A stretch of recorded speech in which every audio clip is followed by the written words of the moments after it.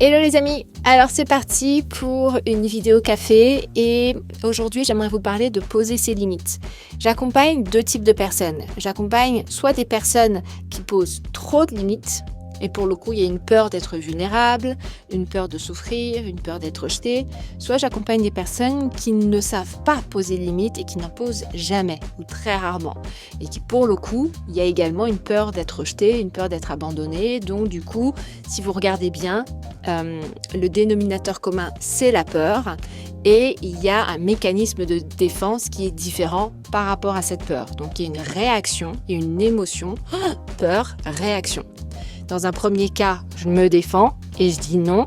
Et dans un deuxième cas, je me défends en disant oui.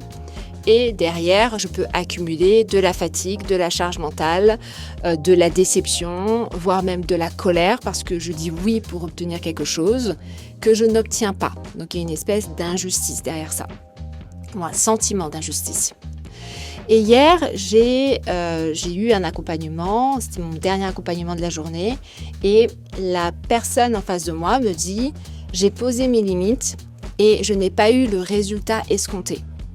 J'ai posé mes limites et la relation s'est arrêtée. » Ça, ce petit truc-là, je pose mes limites égale relation s'arrête, ou je pose mes limites égale l'autre me quitte, l'autre part.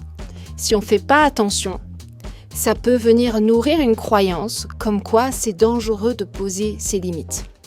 Donc plutôt que de mettre votre focus sur le résultat que vous avez eu à ce moment-là, vous devez reconnaître le mouvement. Vous êtes en train de grandir, vous êtes en train d'apprendre un nouveau comportement.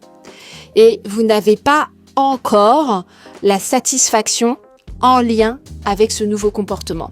Donc vous devez vous donner cette satisfaction-là, vous-même, reconnaître et vous gratifier pour ça. Si vous ne le faites pas, ce qui va se passer, c'est que le cerveau va enregistrer poser ses limites égale douleur. Et le cerveau fuit naturellement tout ce qui est en lien avec la douleur.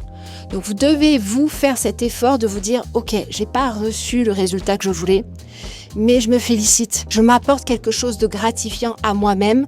Comme ça, je renforce ce nouveau comportement. » Et au fur et à mesure que vous allez renforcer ce nouveau comportement, ça va devenir une nouvelle habitude et surtout, vous allez commencer à laisser rentrer dans votre espace personnel des personnes qui seront aptes à répondre, à correspondre à vos nouvelles limites et qui vous, du coup, respecteront beaucoup plus. Et vous vous sentirez beaucoup mieux, avec beaucoup moins de charge mentale, vous vous sentirez plus aimé et vos peurs, au fur et à mesure, pourront diminuer. Je vous rappelle qu'il vous reste 5 jours pour vous inscrire au Boost